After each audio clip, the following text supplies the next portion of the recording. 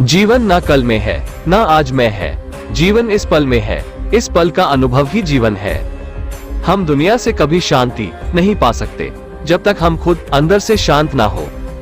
मनुष्यों को मोह माया में पड़कर अपने कर्तव्य को नहीं भूलना चाहिए। मनुष्य की इच्छाएं अनंत है, यदि इच्छाएं पूरी नहीं होती तो क्रोध बढ़ता है और इच्छा पूरी होती है तो लोभ बढ़ता है। इसलिए जीवन की हर स्थिति में धैर्य बनाए रखे तथा इच्छाएं सीमित रखे।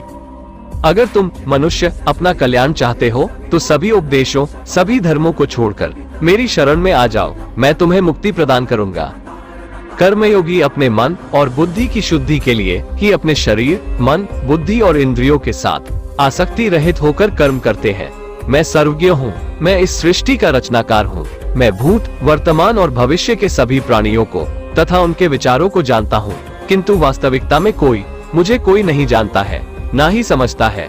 लोग कहते हैं अपनों के आगे झुक जाना चाहिए, किंतु सच बात तो ये है, जो अपने होते हैं वो कभी झुकने नहीं देते। एक गांव में एक किसान रहता था। उसका गांव के बाहर एक छोटा सा खेत था। एक बार फसल बोने के कुछ दिनों बाद उसके खेत में चिड़िया ने घोंसला बना लिया। कुछ समय बीता तो चिड़िया ने वहां 2 अंडे भी दे दिए। उन अंडों में से 2 छोटे छोटे बच्चे निकल आए। वे बड़े मजे से उस खेत में अपना जीवन गुजारने लगे। कुछ महीनों बाद फसल कटाई का समय आ गया। गांव के सभी किसान अपने खेतों की फसल की कटाई में लग गए। अब चिड़िया और उसके बच्चों का वो खेत छोड़कर नए स्थान पर जाने का समय आ गया था। एक दिन खेत में चिड़िया के बच्चों ने किसान को ये कहते सुना कि कल मैं फसल कटाई के लिए अपने पड़ोसी से पूछूंगा और उसे खेत में भेजूंगा। ये सुनकर चिड़िया के बच्चे परेशान हो गए। उस समय चिड़िया कहीं गई हुई थी। जब वह वापस लौटी तो बच्चों ने उसे किसान की बात बताते हुए कहा, माँ, आज हमारा यहाँ अंतिम दिन है, रात में हमें दूसरे स्थान के लिए यहाँ से निकला होगा।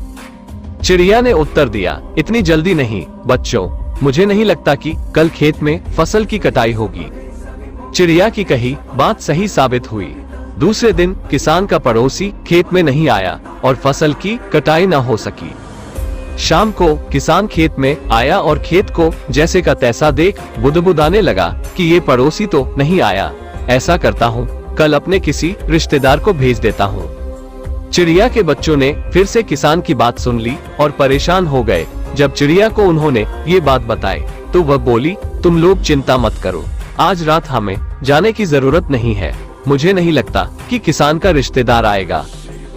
ठीक ऐसा ही हुआ और किसान का रिश्तेदार अगले दिन खेत नहीं पहुंचा।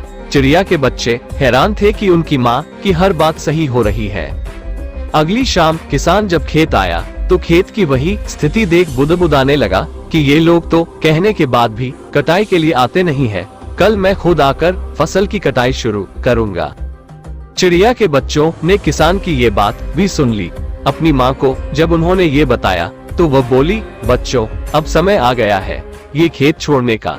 हम आज रात ही ये खेत छोड़कर दूसरी जगह चले जाएंगे। दोनों बच्चे हैरान थे कि इस बार ऐसा क्या है जो माँ खेत छोड़ने को तैयार है। उन्होंने पूछा तो चिड़िया बोली, बच्चों, पिछली 2 बार किसान कटाई के लिए दूसरों पर निर्भर था। दूसरों को कहकर उसने अपने काम से पल्ला झाड़ लिया था, लेकिन इस बार ऐसा नहीं है। इस बार उसने ये जिम्मेदारी अपने कंधों पर ले ली है, इसलिए वह अवश्य आएगा।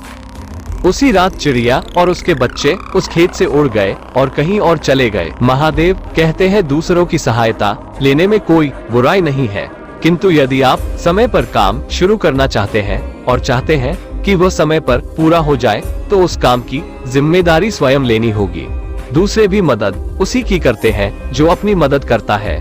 एक गांव में एक आलसी आदमी रहता था। वो कुछ काम धाम नहीं करता था, बस दिन भर निचला बैठकर सोचता रहता था कि किसी तरह कुछ खाने को मिल जाए। एक दिन वो यूं ही घूमते घूमते आम के एक बाग में पहुंच गया। वहां रसीले आमों से लदे कई पेड़ थे। रसीले आम देख उसके मुंह में पानी आ गया और आम तोड़ने वो एक पेड़ पर चढ़ गया। लेकिन जैसे ही वो पेड़ पर चढ़ा, बाग का मालिक वहां आ पहुंचा। बाग के मालिक को देख आलसी आदमी डर गया और जैसे तैसे पेड़ से उतरकर वहां से भाग खड़ा हुआ। भागते भागते वो गांव में बाहर स्थित जंगल में जा पहुंचा। वो बुरी तरह से थक गया था, इसलिए एक पेड़ के नीचे बैठकर सुस्ताने लगा। तभी उसकी नजर एक लोमड़ी फॉक्स पर पड़ी। उस लोमड़ी की एक टांग टूटी हुई थी और वह लंगड़ाकर चल रही थी। लोमड़ी को देख आलसी आदमी सोचने लगा कि ऐसी हालत में भी इस जंगली जानवरों से भरे जंगल में ये लोमड़ी बच कैसे गई, इसका अब तक शिकार कैसे नहीं हुआ। जिज्ञासा में वो एक पेड़ पर चढ़ गया और वहां बैठकर देखने लगा कि अब इस लोमड़ी के साथ आगे क्या होगा। कुछ ही पल बीते थे कि पूरा जंगल शेर, लायन की भयंकर दहाड़ से गूंज उठा, जिसे सुनकर सारे जानवर डरकर भागने लगे। लेकिन लोमड़ी अपनी टूटी टांग के साथ भाग नहीं सकती थी, वो वहीं खड़ी रही। शेर लोमड़ी के पास आने लगा। आलसी आदमी ने सोचा कि अब शेर लोमड़ी को मारकर खा जाएगा, लेकिन आगे जो हुआ वो कुछ अजीब था। शेर लोमड़ी के पास पहुंचकर खड़ा हो गया। उसके मुंह में मांस का एक टुकड़ा था, जिसे उसने लोमड़ी के सामने गिरा दिया। लोमड़ी इत्मीनान से मांस के उस टुकड़े को खाने लगी। थोड़ी देर बाद शेर वहां से चला गया। ये घटना देख आलसी आदमी सोचने लगा कि भगवान सच में सर्वैसवा है। उसने धरती के समस्त प्राणियों के लिए, चाहे वो जानवर हो या इंसान, खाने पीने का प्रबंध कर रखा है। वो अपने घर लौट आया। घर आकर वो 2-3 दिन तक बिस्तर पर लेटकर प्रतीक्षा करने लगा कि जैसे भगवान ने शेर के द्वारा लोमड़ी के लिए भोजन भिजवाया था, वैसे ही उसके लिए भी कोई न कोई खाने पीने का सामान ले आएगा। लेकिन ऐसा कुछ नहीं हुआ। भूख से उसकी हालात खराब होने लगी। आखिरकार उसे घर से बाहर निकलना ही पड़ा। घर के बाहर उसे एक पेड़ के नीचे बैठे हुए बाबा दिखाई पड़े। वो उनके पास गया और जंगल का सारा वृतांत सुनाते हुए वो बोला, बाबा जी, भगवान मेरे साथ ऐसा क्यों कर रहे हैं?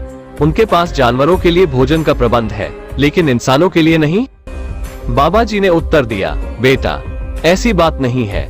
भगवान के पास सारे प्रबंध है, दूसरों की तरह तुम्हारे लिए भी। लेकिन बात यह है कि वे तुम्हें लोमड़ी नहीं शेर बनाना चाहते हैं। महादेव कहते हैं हम सबके भीतर क्षमताओं का असीम भंडार है, बस अपनी अज्ञानतावश हम उन्हें पहचान नहीं पाते और स्वयं को कमतर समझकर दूसरों की सहायता की प्रतीक्षा करते रहते हैं।